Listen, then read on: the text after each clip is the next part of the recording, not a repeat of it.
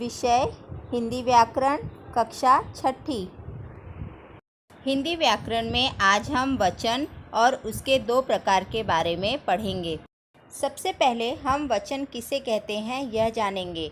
शब्द के जिस रूप से किसी व्यक्ति, प्राणी, वस्तु या पदार्थ आदि के एक या अनेक होने का बोध होता है उसे वचन कहते हैं।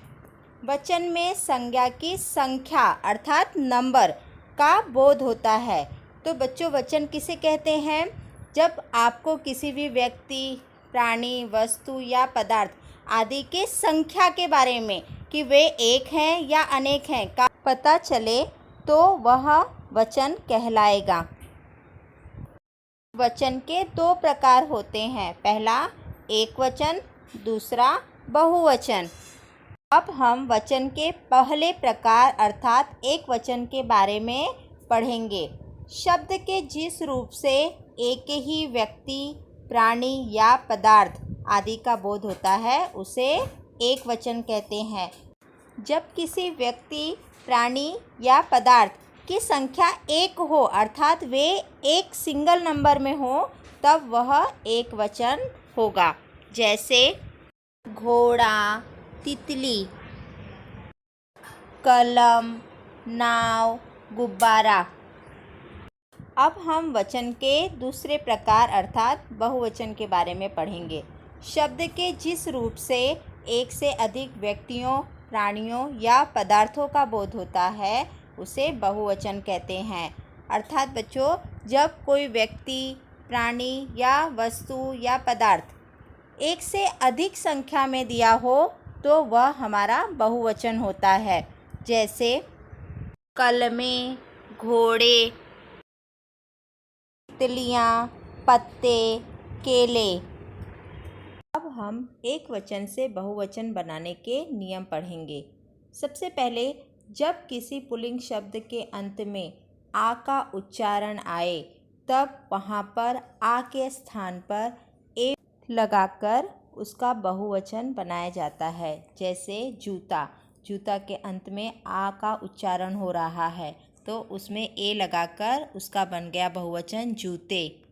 तारा, तारा के अंत में आ का उच्चारण हो रहा है वहाँ पर भी ए लगाकर तारे शब्द बन गया। लड़का शब्द में भी ए लगाकर लड़के बन गया। अब हम दूसरा नियम देखते हैं।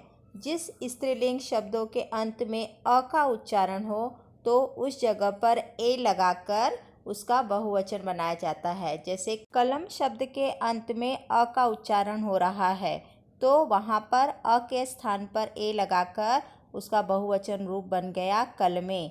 बात, बातें, रात, रातें, आँख, आँखें। तो इस तरह से ये सारे शब्दों के अंत में अ आया था और उनकी जगह पर ए लगाकर उनका बहुवचन रूप बदल दिया गया। अब हम अपना अगला नियम देखते हैं। जिन स्त्रीलिंग शब्दों के अंत में आ का उच्चारण हो तो उस जगह पर ए लगाकर उसका बहुवचन रूप बनाया जाता है। जैसे कविता, कविता के अंत में आ का उच्चारण हो रहा है तो आ की जगह पर हम लोगों ने ए लगा दिया, तब कविता का बहुवचन रूप बदल गया कविताएं। ठीक उसी तरह से लता का बहुवचन लताएं, अध्यापिका, अध्यापिकाएं। अब हम अपना अगला नियम देखते हैं। जब किसी स्त्रीलिंग शब्द के अंत में या आए तब वहाँ पर या के ऊपर चंद्र बिंदी लगा दिया जाता है। जैसे बिंदिया, तो बिंदिया के ऊपर या के ऊपर चंद्र बिंदी लगाकर बिंदिया। चिड़िया, चिड़ियाँ, डिबिया, डिबियाँ।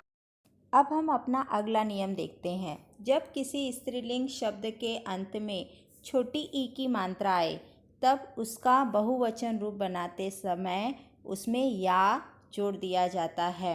जैसे नीति, अब नीति में त के ऊपर छोटी ई की मात्रा है तो जब हम नीति शब्द का बहुवचन रूप बनाएंगे तो उसमें या जोड़ देंगे तो नीति का बहुवचन बन गया नीतियाँ।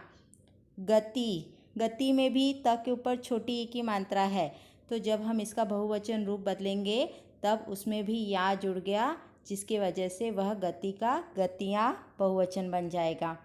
अब अगर किसी स्त्रीलिंग शब्द के अंत में बड़ी ई की मात्रा होती है, तब उसका बहुवचन रूप बनाते समय सबसे पहले बड़ी ई की मात्रा को छोटी ई में बदलना है और फिर उसके बाद में वहाँ पर या लगाना है।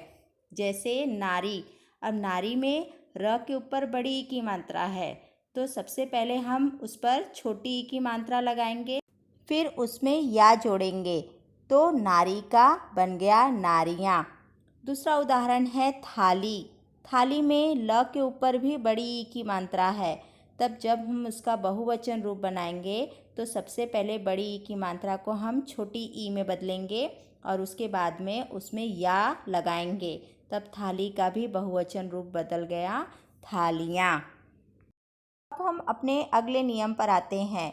कुछ शब्दों के एक वचन और बहुवचन दोनों एक समान होते हैं। जैसे राजा, उसका बहुवचन भी राजा ही होगा। नेता का भी बहुवचन नेता ही होता है। पिता का बहुवचन पिता, चाचा का बहुवचन चाचा, क्षमा का बहुवचन क्षमा, प्रेम का बहुवचन प्रेम ही होगा। अब हम अपना अगला नियम देखते हैं। जब किसी स्त्रीलिंग शब्द के अंत में छोटा ऊ की मात्रा आए, तब उसके अंत में ए लगा दिया जाता है और उसका बहुवचन रूप बदला जाता है। जैसे वस्तु, वस्तु में त के ऊपर छोटा ऊ की मात्रा है, तो उसमें ए लगा दिया गया है, जिसके कारण वस्तु का बहुवचन रूप वस्तुएं हो गया है। अब अगर किसी भी स्त्रीलिंग शब्द के अंत में अगर बड़ी ऊ की मात्रा आए, तब उसका बहुवचन रूप बदलते समय सबसे पहले हमें बड़ी ऊ की मात्रा को छोटी ऊ की मात्रा में बदलना है, फिर उसमें ए लगाकर उसका बहुवचन रूप बदलना है। जैसे वधू, वधू में ध के ऊपर बड़ी ऊ की मात्रा है, तो जब उसका हम बहुवचन रूप बनाएंगे तो सबसे पहले ध पर बड़ी ऊ हटाकर उस पर छोटी ऊ की मात्रा लगाएंगे और फिर उसमें ए लगाकर उसका बहुवचन रूप बनाएंगे, तब वधू का बहुवचन रूप बन जाएगा वधुएं। हम कुछ उदाहरण देखते हैं। जैसे पिता का बहुवचन पिता होता है, हाथी का बहुवचन हाथी होता है, मैं का बहुवचन हम होता है, छाता का बहुवचन छाते होता है, फूल का बहुवचन फूल ही होता है, माता का बहुवचन माताएं होता है, आदमी का बहुवचन आदमी होता है, केला का बहुवचन केले होता है, चूहा का चूहे, चाकू का चाकू ही होता है, डाल का डालें, गुड़िया का गुड़िया। तो यह बच्चों कुछ उदाहरण है जिसे मैंने आपको पढ़कर बताया। आशा करती हूँ कि आप सभी को वचन और उसके दो प्रकार अवश्य समझ में आ गए होंगे। धन्यवाद।